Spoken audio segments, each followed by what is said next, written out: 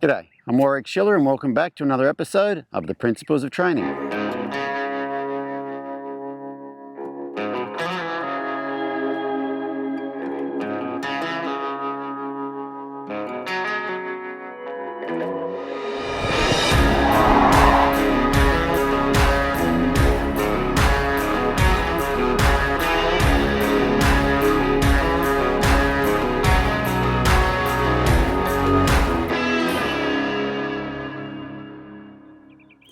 I'm Warwick Schiller and welcome back to another season of the Principles of Training.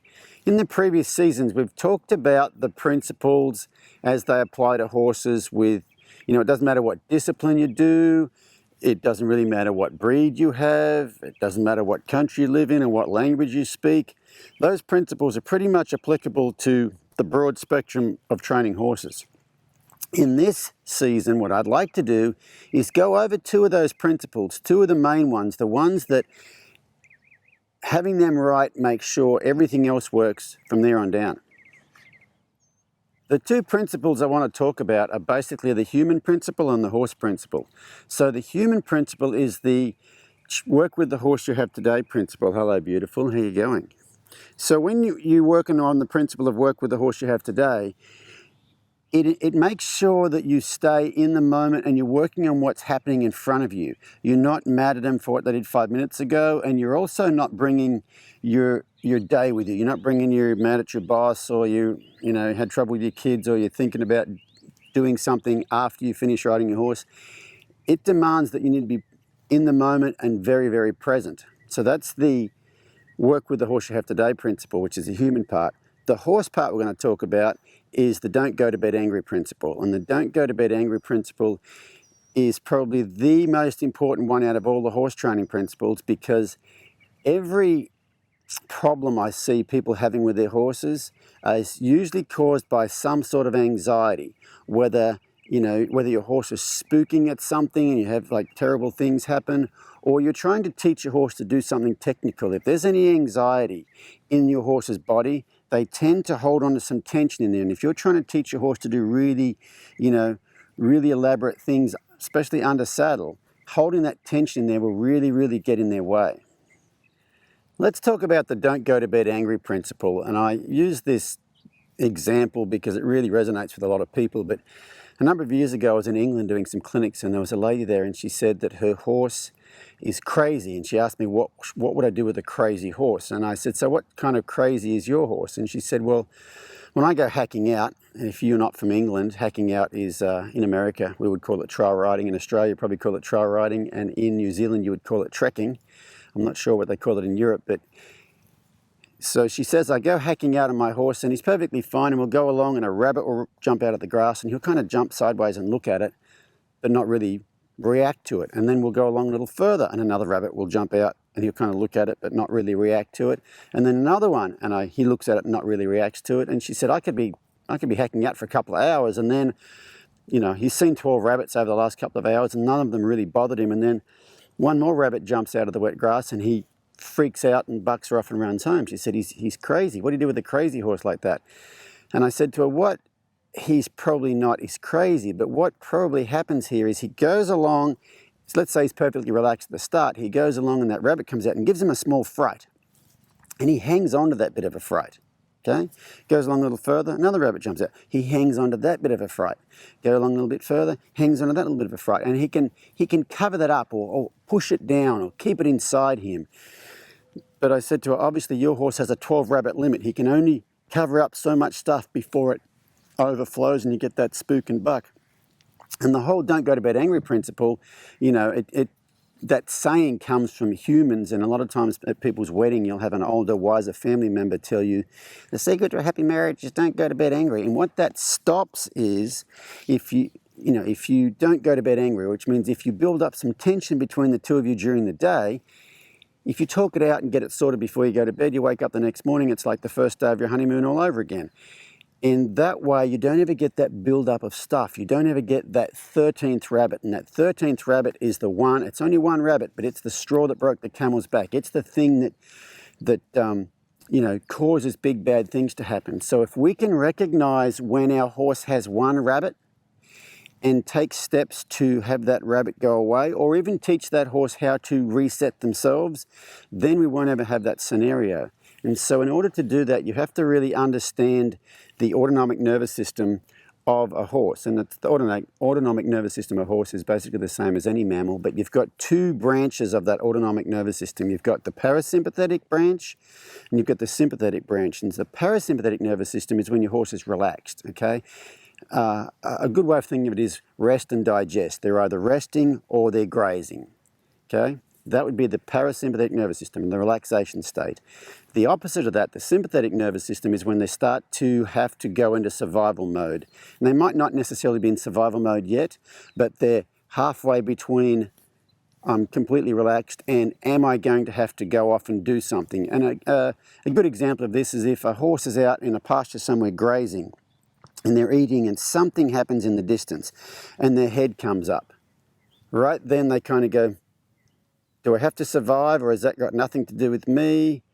It's got nothing to do with me. And what you'll see a lot when that happens is the big old lick and chew right there, and we'll talk about that right there later.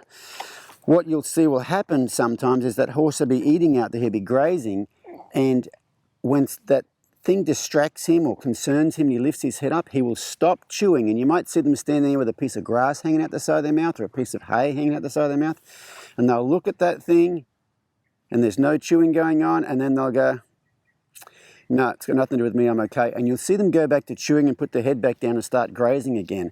And what happens when so that horse has just gone into low-level sympathetic nervous system. And what's happened right there is when we go into sympathetic nervous system, which is fight or flight mode, the body pulls all the blood into the body cavity, okay? If you've ever seen a human being get a fright and they go kind of pale, that's what's happened there. The reason you go pale is because it drains the blood away from the extremities and puts them in your central body cavity right here. And so what will happen is a horse will be eating and then he'll stop eating and you'll see that bit of grass hanging out his mouth, and right then he's starting to think about, I'm going to have to put the blood in the middle here. I need the blood around my heart and my lungs, and if I get a puncture wound in here, I need to be able to have all the blood there to survive. I don't need to be chewing right now. So it'll basically cut off a bit of the blood supply to the extremities here. When that happens, they no longer lick and chew. And what you'll see is a lot of times when you're working with your horse, you'll do something with them and they'll have a lick and a chew. And a lot of times as horsemen, we are taught, you know, when your horse licks and chews, he's digesting a thought or, you know, different things like that. What's actually happened when your horse licks and chews like that is they have gone probably from the parasympathetic nervous system up to the sympathetic nervous system and then come back down. They've just reset themselves. So basically, if you think about it, they went, puh. They just spat out the first rabbit. And that's the thing I want to talk about in this whole series, is about what we as humans can do to help these horses do that and to understand what goes on internally with them when that happens. Horses in the wild, in their natural state, easily go from the parasympathetic nervous system to the sympathetic nervous system and back again. You know, it's just a part of nature. They might be out grazing and a predator shows up and those horses will decide they have to save themselves. They'll turn and they run, and of course they're very fast runners and they outrun the predator, and then it's all gone, and then the horse returns to that parasympathetic nervous system. And what happens when they do that is they get a dopamine release. And so dopamine is like our feel-good drug. And so what Mother Nature's doing is trying to teach those horses how to escape a bad situation, and actually rewards them for doing it and rewards them for returning to the parasympathetic nervous system, because their body and our body is designed to be in that parasympathetic nervous system all the time and then go off into fight or flight mode and then come back out of it. And the thing we find with these domesticated horses is a lot of times they get stuck in low-level sympathetic nervous system. And this horse here is a perfect example. We've had this horse for about 4 years right now, and this horse has probably taught me more about horses than any other horse I've ever had, because he was very, very, very shut down. This horse was, you know, he's a reining horse my wife bought a few years ago, and he's very, very shut down. You know, if you went to put the bit in his mouth, you had to prise his mouth open. If you went to take the bit out, you had to prise his mouth open. And it wasn't about the bit, it was the fact he was kind of stuck in sympathetic nervous system. And you might notice here a minute ago, I was talking and he licked and chewed, and I went, hey, look, he licked and chewed. That's a big thing for me, for being around this horse. This horse was very just stuck around people. Like right now, his eyes are blinking a little bit. that tells you he's present. What he used to do, he had the stare. And he rides around very, very functionally, but there really wasn't much horse in there. He was just like a little robot sort of thing, and it's not a natural state for a horse to live in. One of the things these horses are supposed to do is they're grazers. They're supposed to graze, 20-something hours a day. They're supposed to have a little bit of food in their stomach all the time. They're not supposed to get fed just twice a day. And so we have all our horses on slow feeders so they can just slowly take that food in all the time. And what that food, that roughage does is it lays on top of their stomach acid. And so if they run around, the stomach acid doesn't splash up and hit the sides of their stomach. And that gives a horse ulcers. Okay, but there's something else that horses are supposed to do is they're supposed to be swallowing all the time too. Okay. As they're chewing that stuff, they're developing saliva, and when they develop the saliva is when their licking and chewing is going on. And so these horses are supposed to be swallowing all the time, and when they swallow saliva, it rinses the sides of their stomach, okay, which keep any acid that splashes up there, it just rinses it off. So if you can keep these horses going from the sympathetic nervous system back down to the parasympathetic nervous system, not only does it take care of their anxiety that might cause all sorts of either dangerous behaviours or behaviours that get in the way of you attaining your goals with your horse. Not only does it help with that, but it also helps with health issues with these horses. One of the things that keeps a horse in that parasympathetic nervous system is a feeling of safety. And in a herd situation, those horses rely on the senses of all the other horses to keep an eye out for things. Instead of the horse having to keep an eye out in every direction, when there's a number of horses, everybody's got their place and everybody's kind of keeping an eye out for things. A couple of years ago, I was lucky enough to be in Africa doing some work with some horses, and I was in Kenya, and one of these places I was helping with the horses, just outside the arena over here, there were a herd of zebra there, and I got to observe them quite a bit. In the morning, I'd get up and go for a walk. We'd walk down there and watch them, and something I noticed that would happen with a herd of zebra is, you'd go and see them, they'd all be grazing, and as you got closer, they'd stop grazing and raise their head up. That's going from parasympathetic nervous system to sympathetic nervous system. And if you just stayed there and didn't pose any more of a threat, or maybe backed off, but what I do a lot of times is just stop and stand there, and you wait, and after a while, one by one, their heads kind of go back to eating. They've identified you as not a threat, and they'll go back to eating. So that's parasympathetic nervous system, up to the sympathetic, back down into the parasympathetic nervous system. But something else I noticed, when those zebras lay down and have a sleep, and I think zebras are the same as horses, and horses, as we know, can sleep standing up. I think Sherlock might be half asleep standing right there, so they can lock their joints, but horses can sleep standing up, but they cannot get that deep REM sleep that we need, that deep restorative sleep.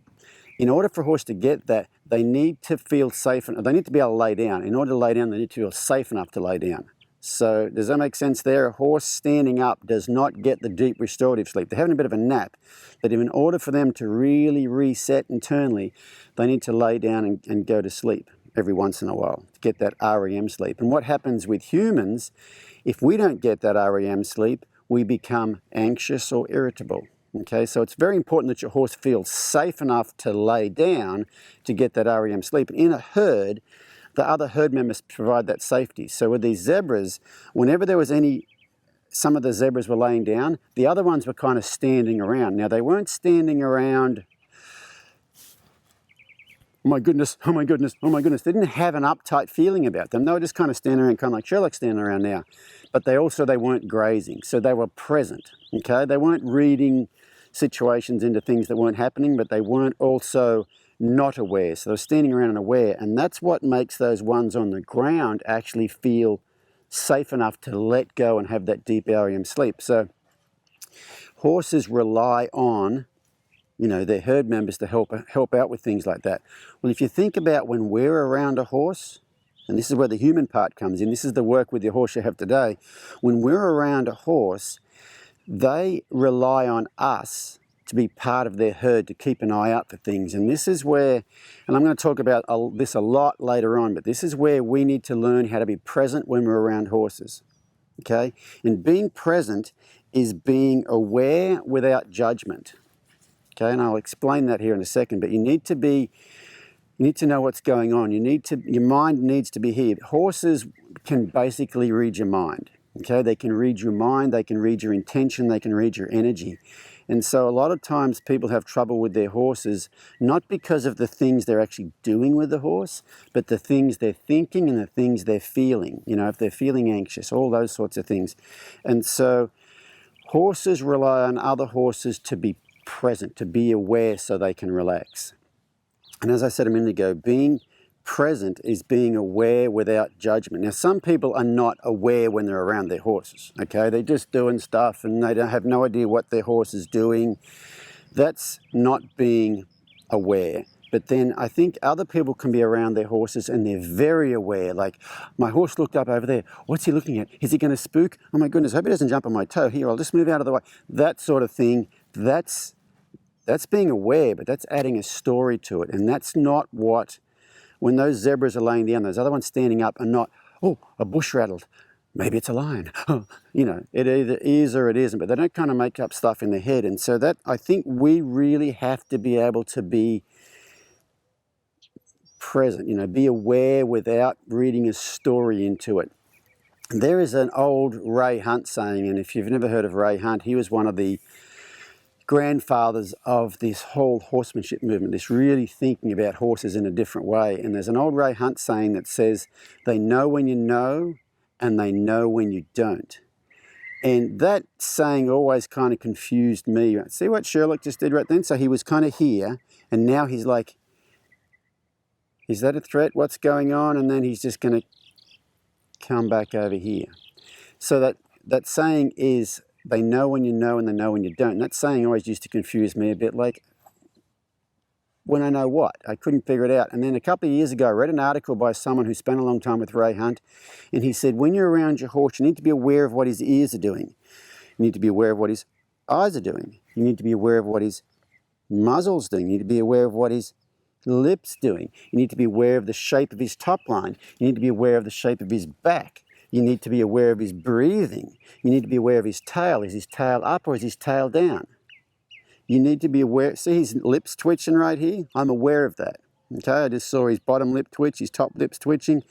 And we'll get to this later, but a lot of times what these horses are doing when they are twitching like that, they are switching over from the sympathetic nervous system back down to the parasympathetic. And it probably came from him looking up over there a second ago. I'll keep telling you my story here, but if you watch him at some point in time here, he's probably going to have a bit of a lick and a chew. And so that saying is, they know when you know and they know when you don't. And what they know is, they know if you are aware of what's going on. If you are not aware of what's going on with them, you're probably not aware of what's going on with things around you.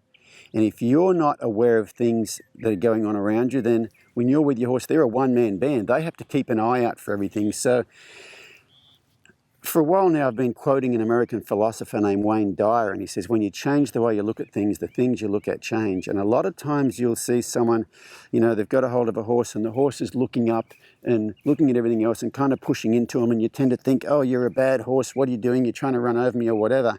A lot of times what those horses are actually doing is they're trying to save themselves and you. Okay, so instead of thinking about that horse as being disrespectful, that's a word that comes up a lot, and I really don't think horses disrespect you. But instead of thinking of the horse being disrespectful when he's doing that, think about, I have not been present enough to make this horse feel relaxed in my company, and he doesn't think I can keep an eye out for danger, and so he's doing that job for both of us. And so that's what happens a lot there. A lot of times when that sort of things happened, the person is kind of in a bit of an anxious thing anyway. Horses read every little thing we do, and one of the big things I see people having trouble with their horses is they have a stance that does not promote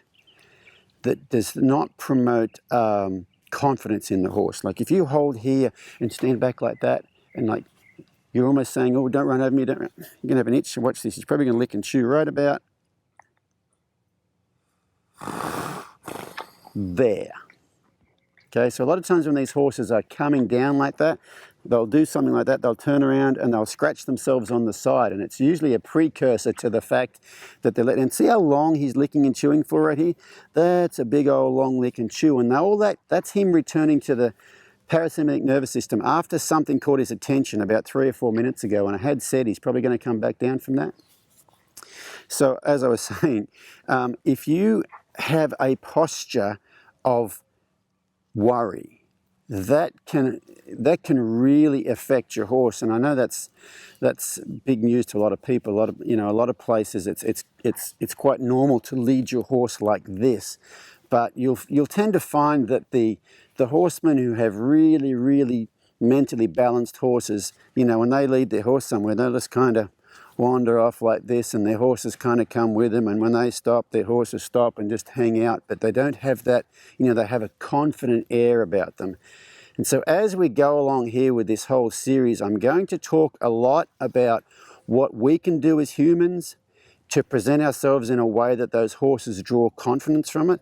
And I'm going to talk a lot about leadership, and a lot of times I think people with horses think leadership is about being bossy, but it's not about being bossy, it's just being someone you can trust. And I'm going to talk a lot about passive leadership and active leadership. And passive leadership will be, I'm the leader, but I'm going to allow you to call the shots. You are actually giving me the information, and I'm going to respond to that. Then there will be active leadership, to where I'm going to take over that leadership role. But those are two concepts on the human side of it we're really going to get to. And then those things that we do, that type of leadership that we present for our horses, and like I said, don't really get hung up on the leadership thing. It's a two-way street. There's some more licking and chewing. It's a real two-way street, and I'll talk a lot about passive leadership, but that's our part. That helps them feel safe. And then we'll talk a lot about what these horses do, how to respond when your horse does things in certain situations, and really about how to get that nervous system where it works really well. So I'm looking forward to this series because it's going to be a lot of fun stuff, especially some new stuff that I've just learnt recently that's actually mind-blowing. So I hope you enjoy the ride.